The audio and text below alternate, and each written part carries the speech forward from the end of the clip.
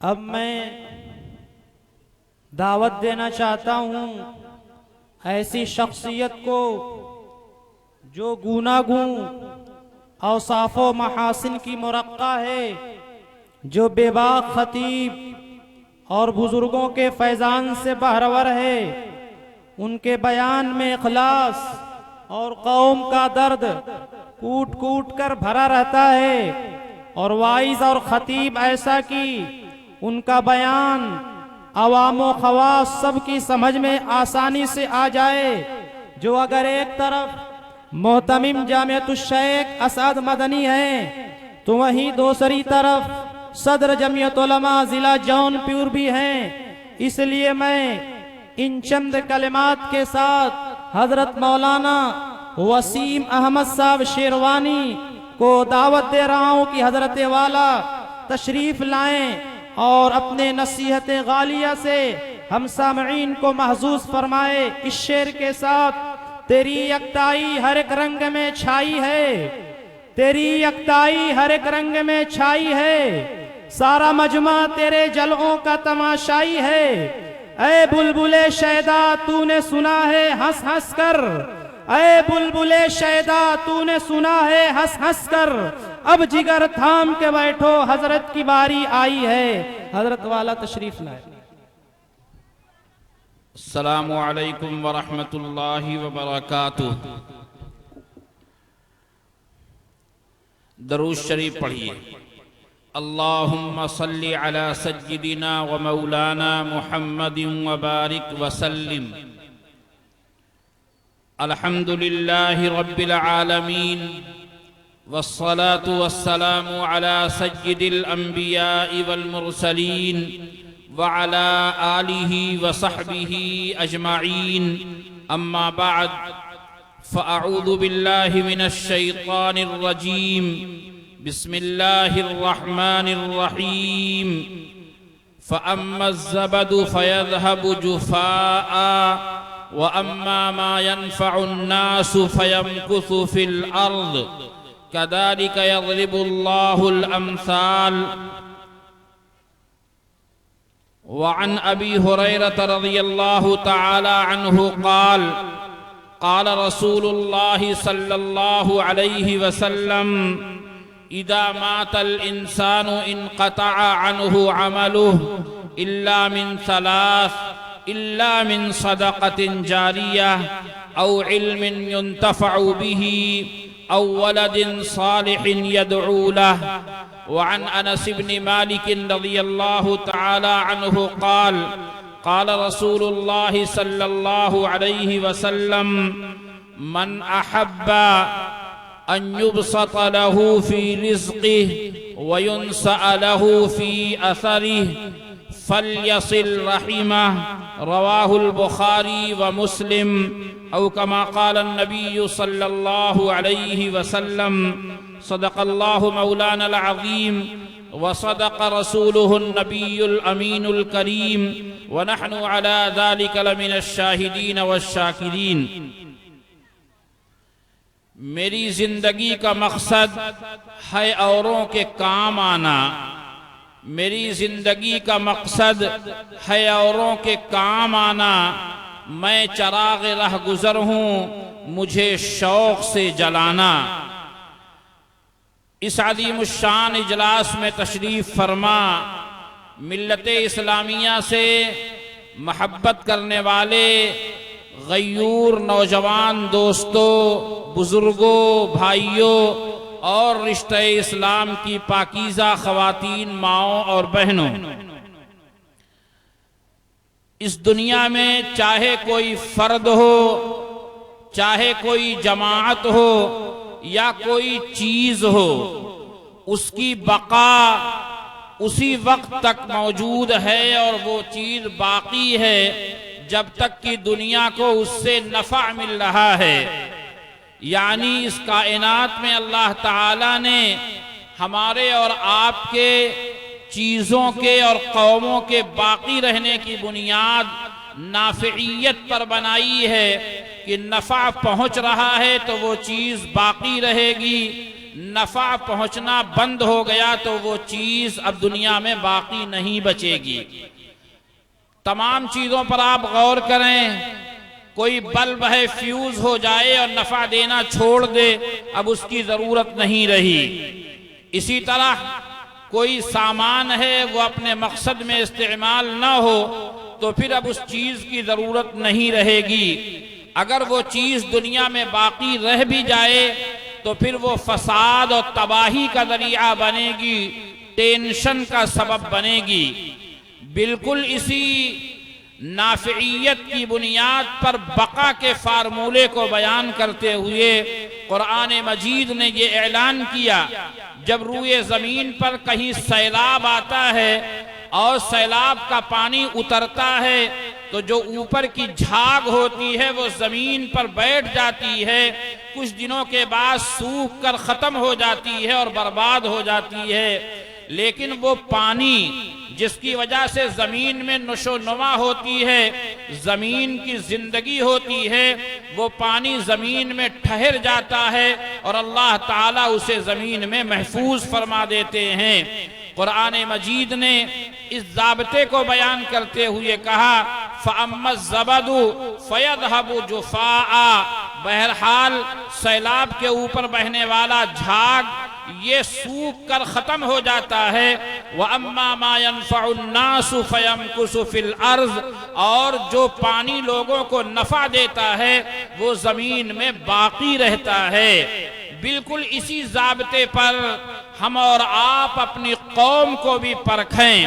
یہ امت مسلمہ جس کو نبی پاک علیہ السلام نے بڑی ہی قربانیوں کے پاس وجود بخشا تھا، یہ امت پوری دنیا انسانیت کے لیے نافع بن کر زندگی گزارا کرتی تھی اور یہ دوسروں کے کام آتی تھی۔ اللہ رب العالمین نے نافع بننے کی بنیاد پر دوسروں کے کام آنے کی وجہ سے اس امت کی عزت اور بزرگی کو ہر روز ترقی عطا فرمائی تھی۔ جیسا کہ خود نبی پاک علیہ السلام کی سیرت سے ہمیں معلوم ہوتا ہے، اللہ کے پیغمبر کو نبوت ملی ہے، غار حرا میں وحی الہی پہلی مرتبہ آئی ہے تو اللہ کے نبی گھر آئے اور اپنی بیوی حضرت خدیجہ سے فرمایا لقد خشیت علی نفسی، مجھے اپنے جان کا خطرہ لگ رہا ہے۔ حضرت خدیجہ نے کمبل اڑھایا، پھر فرمانے لگی واللہ لا یخزیک اللہ ابدا، اللہ کی قسم اللہ آپ کو ضائع نہیں فرمائے گا۔ یہ دعویٰ کیا اور دلیل میں چند باتیں پیش فرمائیں۔ پہلی بات یہ پیش فرمائی میرے محبوب آپ ضائع نہیں ہوں گے، آپ ہلاک نہیں ہوں گے۔ کیوں؟ انکا لتصل الرحم، اس لیے کہ آپ رشتہ داری جوڑنے والے ہیں۔ وتحمل الکل، آپ مجبور لوگوں کے لیے کمائی کرتے ہیں۔ وتکسب المعدوم، آپ ان لوگوں کے لیے جن کے گھر کا چولہا جلانے والا کوئی نہیں ہے، جیسے بیوہ عورتیں، وہ بچے جن کے سروں پر ہاتھ رکھنے والا کوئی نہیں ہے، جیسے یتیم بچے، آپ ان لوگوں کے لیے کماتے ہیں اور محنت کرتے ہیں۔ وَتَقْرِي الضَّيْفِ، آپ مہمان نوازی کرنے والے ہیں۔ اے اللہ کے نبی وَتُعِينُ عَلَى نَوَائِبِ الْحَقِّ، آپ مصیبت کے وقت لوگوں کے کام آنے والے ہیں۔ جب آپ کے اندر لوگوں کے ساتھ نفع پہنچانے کا یہ مزاج ہے تو اللہ آپ کو ضائع نہیں فرمائے گا۔ بالکل یہی جملہ حضرت ابن الدغنہ نے جب حضرت ابو بکر رضی اللہ تعالیٰ عنہ مکہ چھوڑ کر کہیں جا رہے ہیں، ابن دغنہ راستے میں ملے، ابو بکر کہاں چلے؟ کہنے لگے تمہاری قوم مجھے اللہ کی عبادت کرنے نہیں دیتی، میں کوئی ایسی جگہ اپنے لیے ڈھونڈنا چاہتا ہوں جہاں اطمینان کے ساتھ اللہ کی عبادت کر سکوں۔ ابن دغنہ نے اس موقع پر کہا تھا ابو بکر ہرگز نہیں، تمہارے جیسا آدمی سماج میں نہ رہے تو پھر سماج میں بچے گا کیا؟ پھر ابن دغنہ نے کہا وہی جملہ جو حضرت خدیجۃ الکبریٰ نے نبی پاک علیہ السلام کے لیے کہا تھا، وہی جملہ ابن دغنہ نے حضرت صدیق اکبر کے لیے کہا، انک لتصل الرحم، آپ رشتہ داری جوڑنے والے ہیں، وتحمل الکل، آپ لوگوں کے لیے کماتے ہیں، وتکسب المعدوم، آپ بے حال اور پریشان حال لوگوں کے لیے کمائی کرتے ہیں، کوشش کرتے ہیں، وتقری الضیف، آپ مہمان نوازی کرنے والے ہیں، وتعین علی نوائب الحق، آپ مصیبتوں میں لوگوں کے کام آنے والے ہیں۔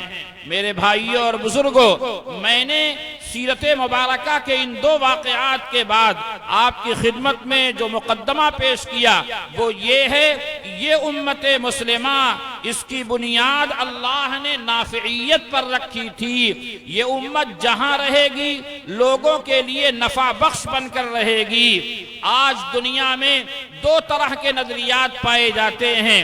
کچھ لوگ دنیا میں اس لیے زندہ ہیں تاکہ وہ اپنی نجی لائف کو بہترین بنا سکیں، اپنے آل اولاد کی زندگی اور لائف کو لگزری لائف بنا سکیں، لیکن مسلمان کا نظریہ یہ ہے کہ وہ زندہ اس لیے ہے تاکہ وہ رشتہ داروں کو ایک ساتھ لے کر چلے، وہ غریب اور دکھیارے لوگوں کے کام آئے، وہ مہمان نوازی کے ذریعے لوگوں کے دلوں میں راج کرے، وہ مصیبتوں پر دوسروں کا دکھ درد بانٹے۔ یہ مسلمان کی بنیاد ہے۔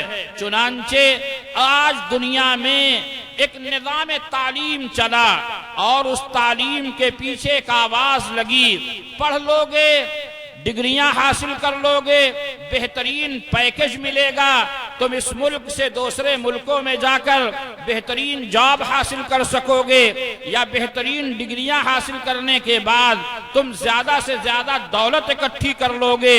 گویا کی تعلیم دولت کے لیے پڑھی گئی اور ڈگریاں صرف اور صرف مال و دولت اور لگزری لائف بنانے کے لیے تعلیم کو حاصل کیا گیا اور یہ تعلیم کا بنیادی مقصد بنایا گیا۔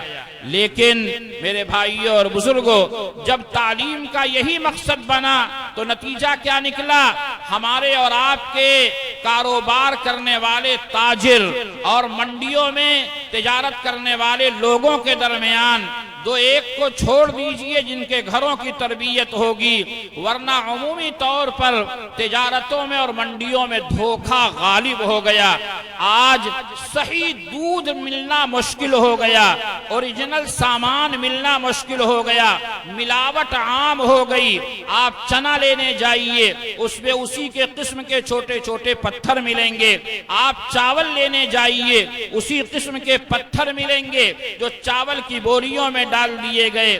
کوئی سامان شدھ نہیں رہا، کوئی سامان خالص نہیں رہا، کوئی سامان اوریجنل نہیں رہا، ہر ایک کے اندر ملاوٹ عام ہو گئی۔ کیوں؟ اس لیے کہ دنیا کو صرف اور صرف پڑھایا اس لیے گیا تھا کہ کسی بھی طرح کسی کی ناؤ ڈوبے یا پار لگے، کسی کا بیل مرے یا زندہ رہے، ہماری گھانی نکلنی چاہیے۔ اس مزاج سے تعلیم حاصل کی گئی۔ نتیجہ یہ ہوا کہ آج تعلیم یافتہ افراد انسانیت کے لیے درندہ صفت بنتے جا رہے ہیں۔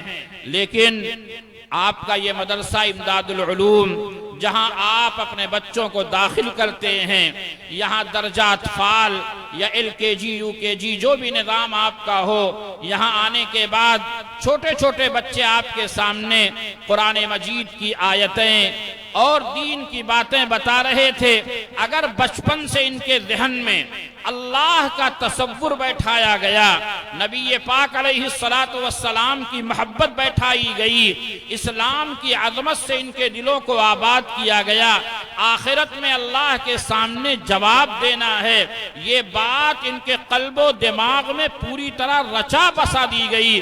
اب یہاں سے پڑھنے کے بعد یہ بچے کسی کالج کی طرف بھی گئے، کسی یونیورسٹی کی طرف گئے، یہ بچے یورپ کی طرف گئے اور اعلیٰ ڈگریاں لے کر آئیں گے تو انشاءاللہ بچپن میں جو بات ذہن میں بیٹھائی گئی تھی کہ مرنے کے بعد اللہ کے سامنے پہنچنا ہے، اور فَمَنْ يَعْمَلْ مِثْقَالَ ذَرَّةٍ خَيْرًا يَرَهُ وَمَنْ يَعْمَلْ مِثْقَالَ ذَرَّةٍ شَرًّا يَرَهُ، اس ضابطے کے مطابق اللہ کے سامنے گناہ اور ثواب ان دونوں کے سلسلے میں جواب دہی کرنی ہے۔ اللہ کے سامنے ایک ایک عمل کو پیش کرنا ہے اور جواب دینا ہے۔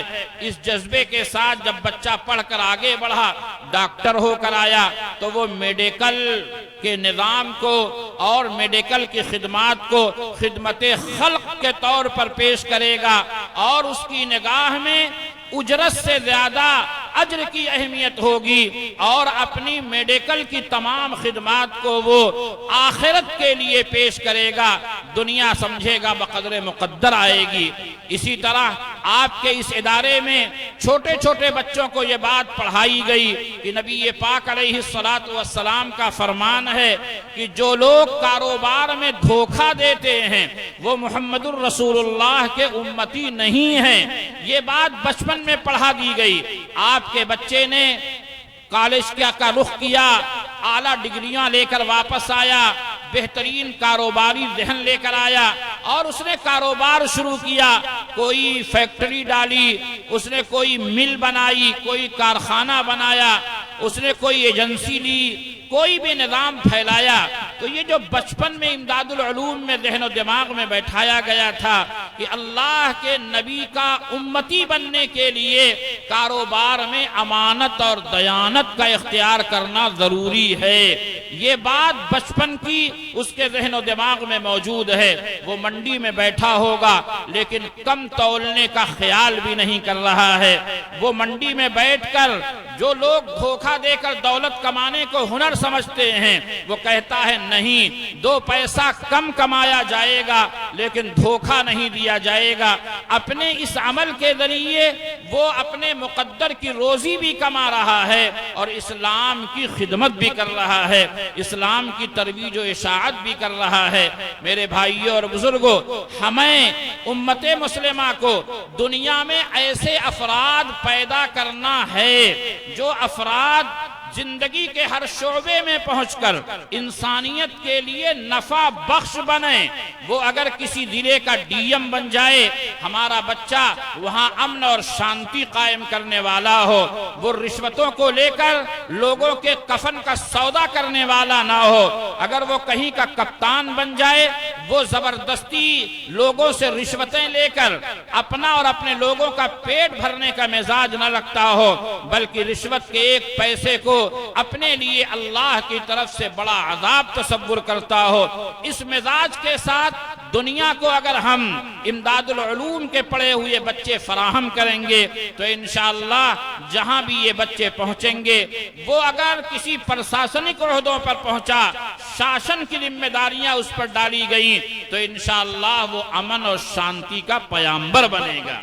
ایسے ہی آپ کے اس مدرسے میں ابھی چھوٹے چھوٹے بچے مکالمہ پیش کر رہے تھے، تقریریں کر رہے تھے، جس میں مختلف عنوانات آپ کے سامنے آئے۔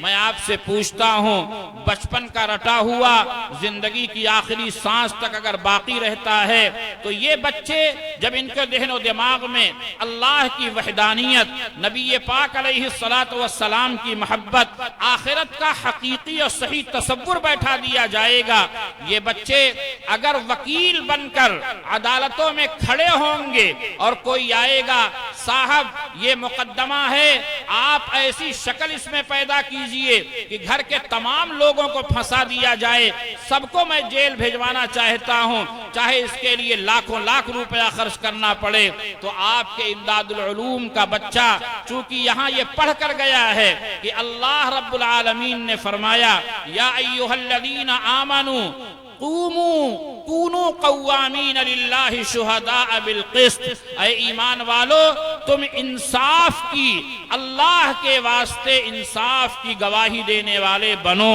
یہ جملہ یہاں اسے پڑھایا گیا ہے تو یہ وکیل صاحب زبردستی کا مقدمہ بنانے کے لیے کبھی بھی قلم نہیں اٹھائیں گے اور کہیں گے صاحب یہ آپ کی انا کا مسئلہ ہوگا، میں تو صرف حق اور سچ مقدمہ لڑتا ہوں اور مظلوم کو انصاف دلانے کے لیے میں نے اس میدان کا انتخاب کیا ہے۔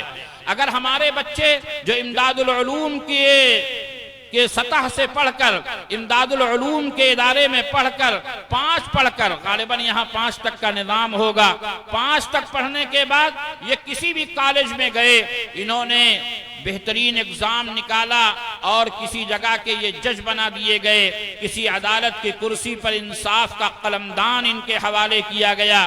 تو چونکہ اس مدرسے کے اندر انہیں یہ بات پڑھائی گئی ہے وَلَا يَجْرِمَنَّكُمْ شَنَآنُ قَوْمٍ عَلَىٰ أَلَّا تَعْدِلُوا اعْدِلُوا هُوَ أَقْرَبُ لِلتَّقْوَىٰ، کسی قوم کی دشمنی بھی تمہیں بے انصافی پر آمادہ نہ کرے، تم ہر حال میں انصاف کرو، یہی تقویٰ اور للہیت کے زیادہ قریب ہے۔ اگر یہ بات امداد العلوم کے صحن میں، امداد العلوم کے دینی ماحول میں بچپن میں بچوں اور بچیوں کے ذہن و دماغ میں بیٹھا دی گئی ہے تو یہ بچیاں زندگی کے کسی بھی میدان میں پہنچیں گے انشاءاللہ نہ ان کا قلم غلط چلے گا نہ ان کی زبان غلط چلے گی، کیونکہ بچپن کا جو پڑھا ہوا ہوتا ہے وہ ہمیشہ اپنے ذہن و دماغ میں نقش ہوتا ہے۔ میرے بھائیوں اور بزرگوں، میں نے آپ سے یہ بات عرض کیا تھا کہ اللہ تعالیٰ نے اس دنیا کے نظام کو نافعیت پر قائم کیا ہے، جو نفع دے گی وہ باقی رہے گی، اس کا تذکرہ باقی رہے گا۔ ملت کے افراد عام لوگوں کی طرح آج نفع بخش نہیں رہے، بہت کم لوگ ہیں جو دوسروں کے لیے نفع بخش بن کر رہتے ہوں۔ ہمارا اپنا اور آپ کا اپنا ہاسپٹل ہے، وہی حال جو دوسروں کا ہے وہی ہمارے ہاسپٹل کا ہے۔ مسلمان وکیل ہے، جو حال دوسروں کا ہے وہی حال اپنا ہے۔ یہ مزاج جب تک ہم نہیں بدلیں گے، اسلام کی حقانیت، امت مسلمہ کی عظمت لوگوں کے دلوں میں پیدا نہیں ہوگی۔ آج دنیا میں نفرت کا ایک ماحول ہے، مسلمان کو دیکھ کر لوگوں کی بھویں چڑھ جا رہی ہیں۔ اسلام نام سن کر، مسلمان نام سن کر جن لوگوں کو بولنے کی تمیز نہیں ہے وہ طنز کے تیر چلانے لگتے ہیں۔ یہ کیوں ہوا؟ کل کا عزت دار آج ذلیل ہو رہا ہے، کل کا حاکم آج محکوم کیوں ہو گیا، کل کا غالب آج مغلوب کیوں ہو گیا؟ اس کی وجہ یہ ہے کہ اللہ رب العالمین نے ہمیں اور آپ کو پوری کائنات کے لیے، پوری انسانیت کے لیے نفع بخش بنا کر پیدا کیا تھا، ہم نے اپنے فرض منصبی کو بھلا دیا۔ اللہ رب العالمین نے قرآن مجید میں اسی ضابطے کو بیان کیا، جو بیکار ہے جیسے سیلاب پر بہنے والا جھاگ، یہ سوکھ کر برباد ہو جائے گا۔ جو چیزیں بیکار، جو قومیں بیکار، جو امت بیکار ہوتی ہے وہ ختم کر دی جاتی ہے، دنیا میں اس کی عظمت باقی نہیں رہتی، اگر رہتی ہے تو بے حیثیت بن کر رہتی ہے۔ وَأَمَّا مَا يَنْفَعُ النَّاسِ، اور جو چیزیں دوسروں کو نفع دیتی ہیں، لوگوں کے لیے نفع بخش بن کر رہتی ہیں، فَيَمْكُسُ فِي الْأَرْضِ، وہ زمین میں باقی رہتی ہیں۔ چنانچہ جب تک امت مسلمہ کے افراد انسانیت کے لیے نفع بخش بنے رہے، صرف مسلمان نہیں غیر مسلم بھی الحمدللہ مسلمانوں کی عظمتوں کو سلام کرتے تھے۔ علامہ شبلی نعمانی رحمت اللہ تعالی علیہ نے الفاروق نامی ایک کتاب لکھی ہے، جس میں حضرت امیر المؤمنین خلیفہ ثانی حضرت نبی پاک علیہ السلام کے دوسرے خلیفہ حضرت عمر ابن خطاب رضی اللہ تعالیٰ عنہ کی سیرت اور سوانح ذکر کی ہے۔ اس میں وہ لکھتے ہیں مصر فتح ہو گیا اور مصر کے ایک بڑے علاقے پر مسلمان قابض ہو گئے، وہاں کے لوگوں سے انہوں نے جان مال عزت و آبرو کی حفاظت کے لیے کچھ معمولی سا ٹیکس لینا شروع کیا جس کو جزیہ کہا جاتا تھا، لیکن کسی وجہ سے حضرت عمرو بن العاص رضی اللہ تعالیٰ عنہ جو فاتح مصر ہیں اور مصر کے گورنر تھے، انہوں نے یہ پلان بنایا کہ کہ یہ علاقہ ہمیں خالی کرنا ہے کسی سیاسی مصلحت کی بنیاد پر، تو تمام لوگوں کو اپنے یہاں جمع کیا اور فرمایا ہم نے آپ سے پیسہ لیا تھا، ہم نے آپ سے ٹیکس لیا تھا، ہم نے جزیہ لیا تھا کہ ہم اس کے بدلے آپ کے جان کی، مال کی، عزت و آبرو کی حفاظت کریں گے۔ چونکہ ہم واپس جا رہے ہیں، اب آپ کے جان و مال کی حفاظت ہم نہیں کر سکیں گے، اس لیے آپ نے جو پیسہ ہمیں دیا تھا ہم آپ کو واپس کرتے ہیں۔ تاریخ میں لکھا ہے، علامہ شبلی رحمت اللہ تعالی علیہ نے تحریر فرمایا، وہاں کے غیر مسلم عیسائی مذہب کے ماننے والے لوگ پیر پکڑ پکڑ کر رونے لگے، جس ظلم کی بھٹی سے آپ نے ہمیں نکالا تھا، تشدد کی جس چکی سے آپ نے ہمیں جان چھڑائی تھی، ہماری جان آپ نے چھڑائی تھی، کیا آپ ہمیں اسی تشدد اور ظلم کے حوالے پھر کر کے جانا چاہتے ہیں؟ یہ امت مسلمہ کا مزاج تھا، جہاں پہنچے وہاں کے لوگوں کے لیے برستا ہوا بادل بن گئے۔ اللہ نے یہ ضابطہ بیان فرمایا، تم میں بہترین لوگ وہ ہیں، تم میں پسندیدہ لوگ وہ ہیں جو لوگوں کے لیے نفع بخش ہوں گے۔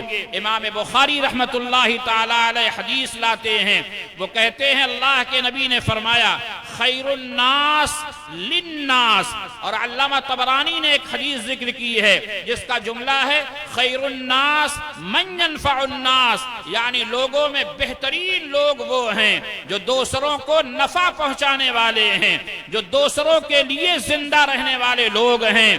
لہذا امت جب تک اس فارمولے پر عمل کرتی رہی، اللہ رب العالمین نے اس امت کے افراد کو بھی باقی رکھا، اس امت کی عظمتوں کو چار چاند لگایا۔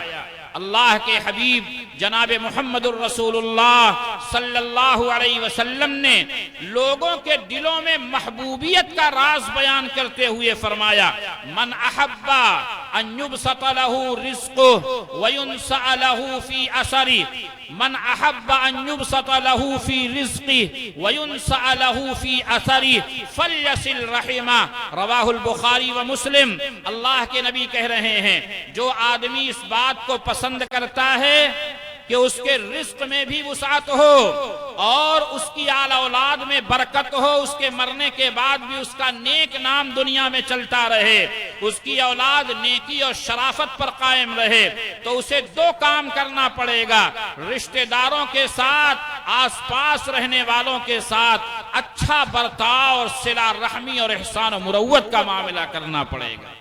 نبی پاک علیہ السلام نے ایک دوسری روایت میں اللہ کی نگاہ میں محبوبیت کو بیان کرتے ہوئے فرمایا الخلق عیال اللہ، پوری مخلوق یہ اللہ کا کنبہ ہے، چاہے انسان ہو، چاہے جانور ہو، چاہے درخت ہو، جو بھی مخلوق ہے یہ اللہ کا کنبہ ہے، جیسے یہ اللہ کے گھر کے افراد ہوں۔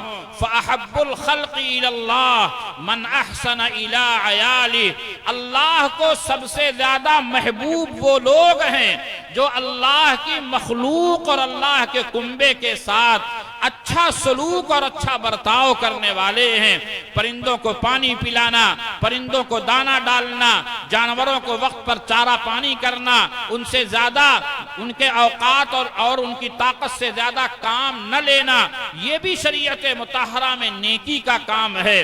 طاقت سے زیادہ کام لینا یہ ظلم ہے۔ اللہ کے پیغمبر کے دربار میں تذکرہ آیا، ایک عورت ہے، بڑی نمازی ہے، تہجد گزار ہے، مگر بلی پال رکھا تھا، کھانے کو نہیں دیتی تھی، بھوک کی وجہ سے بلی مر گئی۔ پیارے آقا نے فرمایا فَهِيَ فِي النَّارِ، وہ جہنمی ہے۔ ایک طوائف عورت کا قصہ بچپن سے سب لوگ سناتے ہیں کہ ایک کتا ہے، پیاس سے جاں بلب ہے، زبان باہر نکلی ہوئی ہے، ایک کنویں میں پانی ہے مگر وہ کتا وہاں تک پہنچ نہیں سکتا۔ طوائف عورت نے اپنی جوتی نکالا اور اس کے اندر دوپٹہ باندھا، پانی نکالا اور کتے کو پلا دیا۔ اللہ کی اس مخلوق کے ساتھ اس طرح کی صلہ رحمی کرنے کی وجہ سے، اس طرح کا نیک برتاؤ کرنے کی وجہ سے پروردگار عالم نے اس عورت کے لیے جنت کا فیصلہ فرمایا۔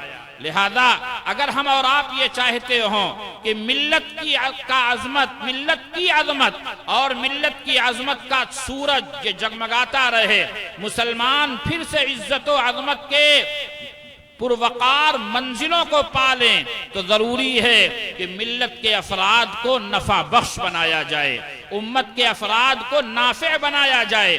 یقیناً زندگی کے وہ تمام شعبے جہاں پہنچنے کے بعد ہم انسانیت کے لیے نفع بخش بن سکتے ہوں، ان تمام شعبے میں اپنے افراد کو پہنچائیں۔ ہمارے بچے حافظ بنیں جس کی وجہ سے قرآن مجید کی حفاظت کا کام ہو، ہمارے بچے عالم بنیں جس کی وجہ سے دنیا شریعت اسلامیہ پر چلتی رہے، ہمارے بچے بہترین مفتی بنیں تاکہ زندگی کے مسائل میں وہ صحیح رہنمائی کر سکیں، ہمارے بچے بہترین ڈاکٹر بنیں لیکن ایسے ڈاکٹر کہ ان کی نگاہ اجرت سے زیادہ اجر پر ہو، دنیا سے زیادہ آخرت پر ہو، ہمارے بچے وکیل بنیں مگر ایسے وکیل کہ وہ عدالتوں میں کھڑے ہو کر ہر مظلوم کو یہ طاقت فراہم کر سکیں اور یہ اعتماد دلا سکیں ہم جب تک موجود ہیں آپ کے اوپر کوئی ظلم نہیں کیا جائے گا۔ ہمارے بچے ایسے انجینئر بنیں جو امانت و صداقت اور امانت و دیانت کے پیکر ہوں، کاغذوں پر سڑکیں نہ بنا دیں بلکہ وہ یہ کہیں میرے پاس جو کچھ اختیارات ہیں یہ اللہ کی امانت ہیں اور اللہ نے حکم دیا ہے امانت کو امانت والوں کے حوالے کرو، لہذا میرا جو فرض ہے میں وہی کروں گا، چاہے میرے قدموں میں کتنی ہی دولت کیوں نہ نچھاور کی جائے، میرا قلم غلط نہیں چل سکتا۔ یہ کہاں ہوگا؟ یہ مزاج کہاں بنے گا؟ یہ مزاج آپ کے امداد العلوم جیسے اداروں میں بنے گا، جہاں آنے والا ہر بچہ پہلے السلام علیکم کے ساتھ داخل ہوتا ہے اور ہر کتاب اور سبجیکٹ سے پہلے بسم اللہ الرحمن الرحیم پڑھایا اور سکھایا جاتا ہے۔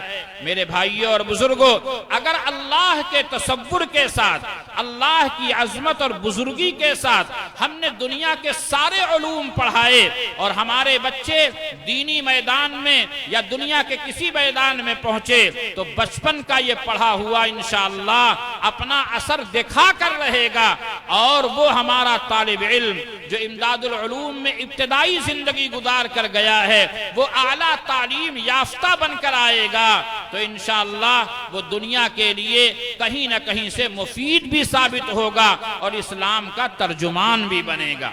آج المیہ ہے، آج افسوس ہے کہ لوگ یہ سمجھتے تھے کہ جب اعلیٰ ڈگری ہولڈر ہمارے بچے بن جائیں گے بڑی دنیا بڑی فارغ البالی کے ساتھ آ جائے گی، یعنی دنیا برستی ہوئی آ جائے گی۔ علامہ اقبال کا وہ شعر ہمیں اور آپ کو یاد رکھنا چاہیے کہ وہ کہتے ہیں خوش تو ہیں ہم بھی جوانوں کی ترقی سے مگر، خوش تو ہیں ہم بھی جوانوں کی ترقی سے مگر لب خنداں سے نکل جاتی ہے فریاد بھی ساتھ۔ ہم سمجھتے تھے کہ لائے گی فراغت تعلیم، ہم سمجھتے تھے کہ لائے گی فراغت تعلیم، کیا خبر تھی کہ چلا آئے گا الحاد بھی ساتھ۔ آج الحاد ہمارے گھروں میں دستخط دے رہا ہے، آج اعلیٰ تعلیم یافتہ اور اعلیٰ ڈگری ہولڈر ہمارے نوجوان اسلام کے بارے میں شک و شبہات میں مبتلا ہو گئے۔ کیوں ایسا ہوا؟ اس کی وجہ یہ ہے کہ ہم نے انہیں تعلیم کا جو میدان دیا شروع سے ایسا میدان دیا جس میں اللہ کا تصور نہیں پڑھایا گیا، صرف دولت اور دنیا کا تصور پڑھایا گیا۔ نتیجہ یہ ہوا کہ اللہ کی عظمت سے دل خالی ہو گئے، نبی پاک علیہ السلام کی محبت سے دل خالی ہو گئے۔ میں نے آپ کے سامنے عرض کیا اللہ پاک نے اس دنیا کا نظام چلایا ہے نافعیت کے اوپر، جو دنیا کے لیے نفع بخش بنے گا وہ محبت کے بھی لائق ہوگا اور دنیا میں وہ بھی باقی رہے گا، اس کا تذکرہ بھی چلتا رہے گا۔ اسی ضمن میں آپ کو ملکہ عالیہ خلیفہ ہارون رشید کی بیوی زبیدہ، ملکہ زبیدہ کا قصہ سناؤں۔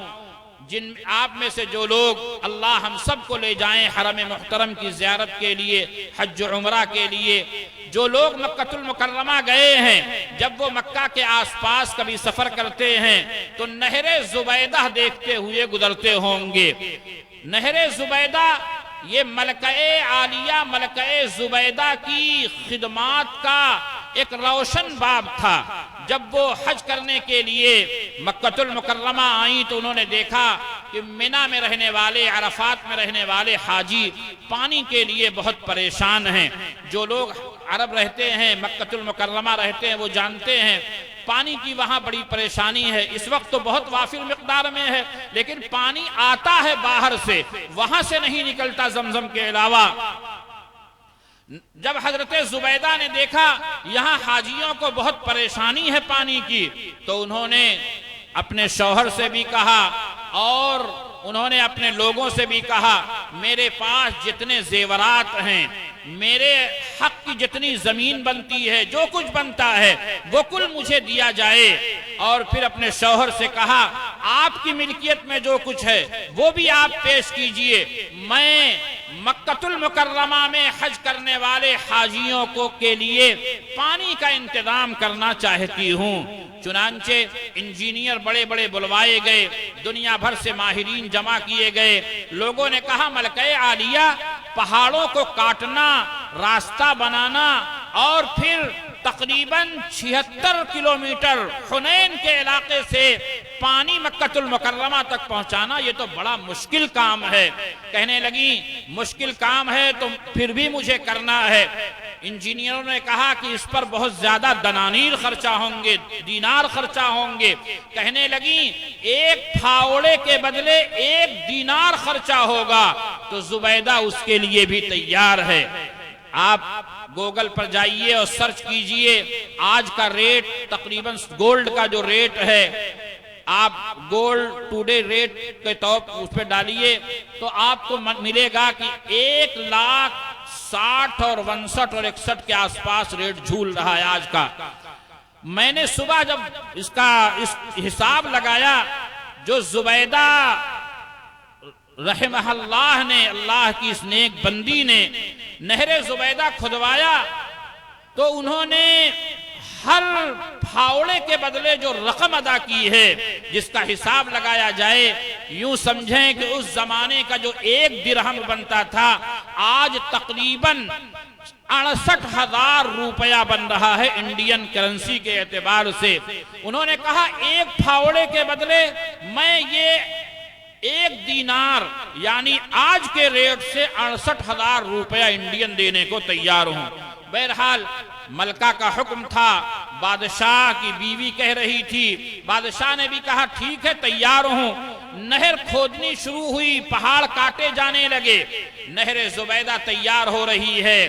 تقریباً اس زمانے کا 17 لاکھ درہم، 17 لاکھ دینار نہر زبیدہ پر خرچ ہوا۔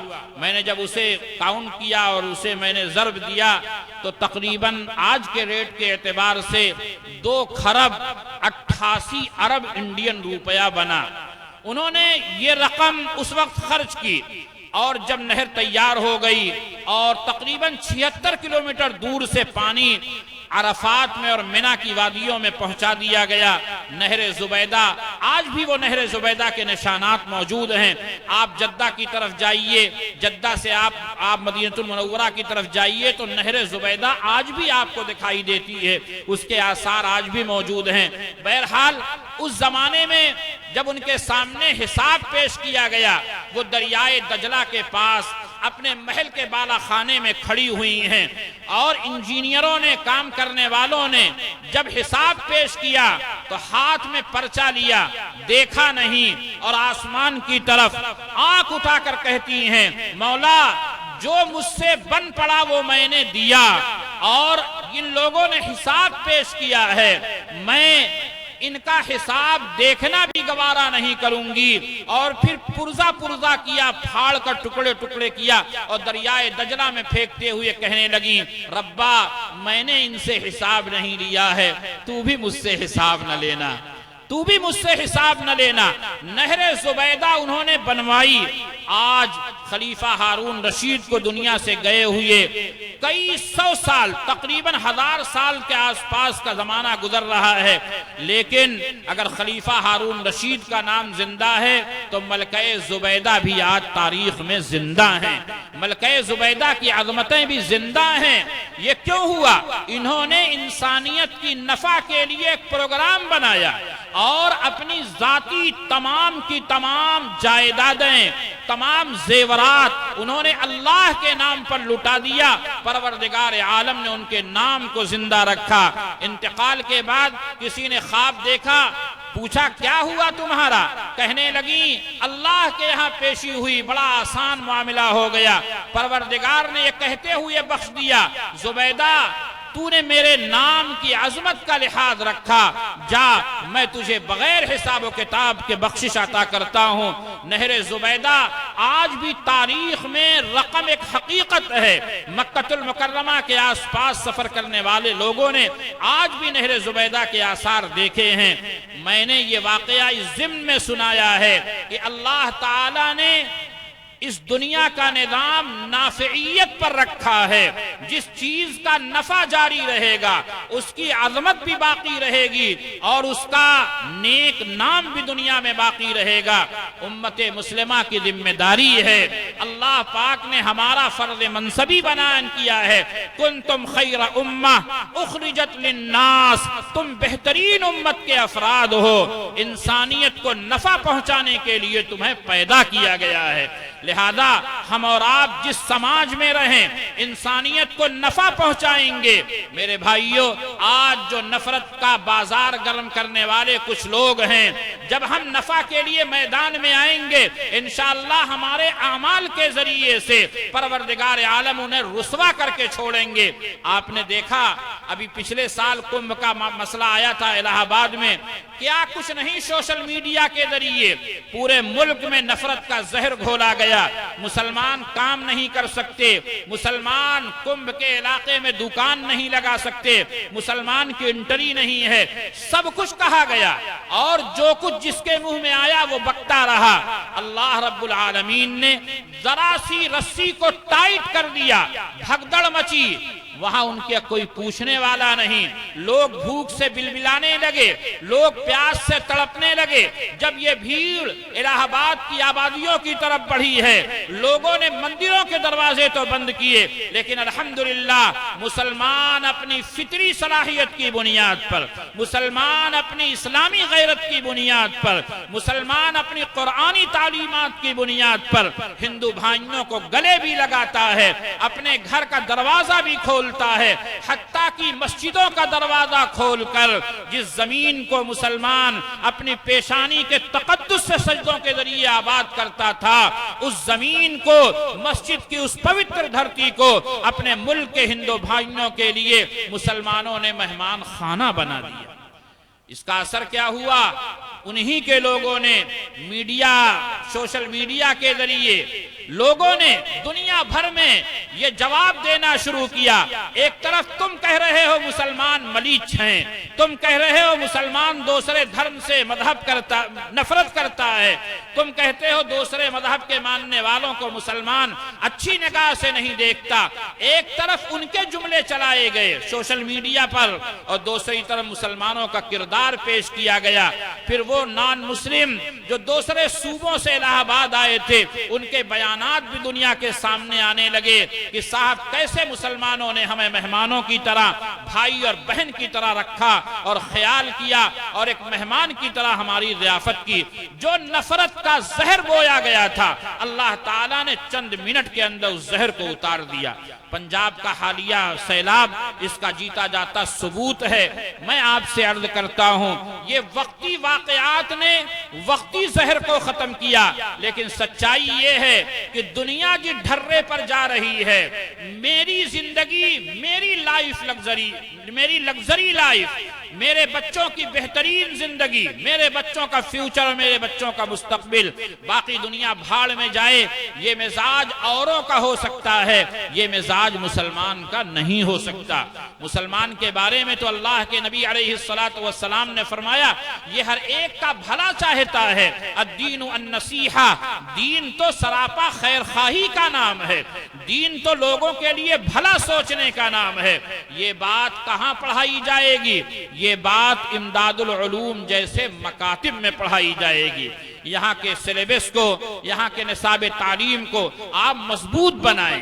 یہاں کی انگلش، یہاں کی میتھ، یہاں کی جغرافیہ، یہاں کے سارے مضمون اتنا مضبوط ہوں کہ ہمارے بچے 5 پڑھنے کے بعد کسی بھی کالج، یونیورسٹی اور اسکول کی طرف رخ کریں، کہیں بھی وہ ہائی اسکول اور جونیئر ہائی اسکول یا انٹر کی طرف جائیں تو لوگ یہ کہیں امداد العلوم کے پڑھے ہوئے بچے جب ہمارے اسکولوں میں آتے ہیں تو وہ ٹاپر ہوا کرتے ہیں۔ یہ جملہ بولا جائے، اور الحمدللہ آپ یہ کام کر سکتے ہیں اور آپ ہی یہ کام کر پائیں گے۔ آپ ذرا سی توجہ دیجئے، گاؤں کے لوگ جمع ہوں، مل کر بیٹھیں اور سر جوڑ کر پلان تیار کریں، بہترین نظام تعلیم، بہترین نصاب تعلیم، بہترین اساتذہ اور ٹیچرز کا انتخاب کریں، اور آپ امداد العلوم میں عصری تعلیم، دنیاوی تعلیم، دینی ماحول میں اور دینی مضامین کے ساتھ آگے بڑھیے۔ انشاءاللہ دنیا میں اللہ تعالی ہماری نافعیت کو بھی ثابت کریں گے اور دنیا کو ہماری ضرورت کا بھی احساس ہوگا۔ مدرسہ امداد العلوم جیسے ادارے در حقیقت یہی ادارے ہیں جو امت کے لیے بہتر سے بہتر افراد فراہم کر سکتے ہیں۔ بس توجہ آپ کی ہے۔ چھوٹے چھوٹے بچے آئے تھے، کیا عمر تھی؟ ابھی قرآن مجید سے جواب دے رہے تھے، ان کی کیا عمر تھی ابھی؟ اس کا مطلب یہ ہوا کہ قوم کی مائیں الحمدللہ باصلاحیت افراد جنم دے رہی ہیں، قوم کی مائیں ابھی بانج نہیں ہوئی ہیں۔ بس شرط یہ ہے کہ ہماری توجہ انہیں حاصل ہو جائے۔ بقول علامہ اقبال، نہیں نا امید اقبال اپنی کشت ویراں سے، نہیں نا امید اقبال اپنی کشت ویراں سے، ذرا نم ہو تو یہ مٹی بڑی زرخیز ہے ساقی۔ ہمارے چھوٹے چھوٹے بچے آئے، قرآنی جواب دے رہے ہیں، حدیث مبارکہ سے جواب دے رہے ہیں، دینی باتیں بتا رہے ہیں۔ اس کا مطلب کیا ہوا؟ اگر ہم نے صحیح طریقے سے ان کی تراش خراش کی، صحیح تربیت دی، صحیح رہنمائی دی، صحیح تعلیمی ماحول دیا تو انشاءاللہ یہ دنیا کے غلط دھاروں کو موڑ کر دنیا میں صالح انقلاب پیدا کر سکتے ہیں۔ ایک پتھر کی بھی تقدیر سنور سکتی ہے، ایک پتھر کی بھی تقدیر سنور سکتی ہے، شرط یہ ہے کہ قرینے سے تراشا جائے۔ میرے بھائیوں، میں نے ایک حدیث مبارکہ پڑھی تھی، اس کا ترجمہ کر دیتا ہوں۔ اللہ کے نبی جناب محمد الرسول اللہ صلی اللہ علیہ وسلم نے فرمایا، جب انسان دنیا میں رہتا ہے تو وہ عمل کرتا ہے، اعمال نامے میں ثواب جاتا ہے۔ نماز پڑھا ثواب پہنچا، سبحان اللہ کہا، اللہ نے آسمان و زمین کی خلاؤں کو نیکیوں سے بھر دیا۔ اس نے الحمدللہ کہا، ترازو کے جو پلڑے ہیں آسمان میں جو قائم کیے جائیں گے، تملأ المیزان، پورا پلڑا اور ترازو بھر دیا گیا نیکیوں سے۔ یہاں سبحان اللہ، الحمدللہ، اللہ اکبر، لا الہ الا اللہ کا جملہ بولتا ہے، نماز پڑھتا ہے، تلاوت کرتا ہے، اعمال نامے میں نیکیاں جاتی ہیں۔ لیکن جیسے ہی جسم سے روح کا رشتہ ٹوٹے گا، اذا مات الانسان، جیسے ہی انسان مرے گا، اس کے اپنے اعمال کا سلسلہ بند ہو جائے گا۔ مرنے والا مر گیا، قبر میں جانے کے بعد زندگی دی گئی، پھر بھی یہ سبحان اللہ الحمدللہ یا تو کہہ نہیں پائے گا، اگر کہے گا تو اس کا کوئی ثواب نہیں پائے گا، ثواب اس دنیا میں پائے گا۔ لیکن اللہ کے نبی علیہ السلام نے فرمایا، جب مرنے والا مر جاتا ہے تو 3 اعمال ایسے ہیں جن کا ثواب مرنے کے بعد بھی اعمال نامے میں پہنچتا ہے۔ نمبر 1 صدقہ جاریہ، نمبر 2 علم نافع، نمبر 3 اولاد صالح۔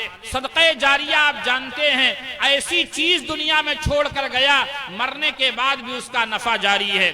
آپ کا مدرسہ امداد العلوم ہے، آپ نے یہاں 500 روپیہ دیا، کچھ اینٹیں آ گئی، تعمیر بن گئی، اس کے نیچے بچے پڑھنے لگے. استاد کی تنخواہ میں آپ نے دیا, استاد نے اس تنخواہ کے ذریعے ایک مہینہ بچوں کو پڑھایا, بچوں نے جو کچھ پڑھا اب وہ عمل کریں گے, آگے پڑھا دیں گے. یہ سلسلہ قیامت تک جاری رہے گا. ہم دنیا میں ہوں گے تب بھی, نہیں ہوں گے تب بھی ہمارے اعمال نامے میں یہ ثواب پہنچتا رہے گا.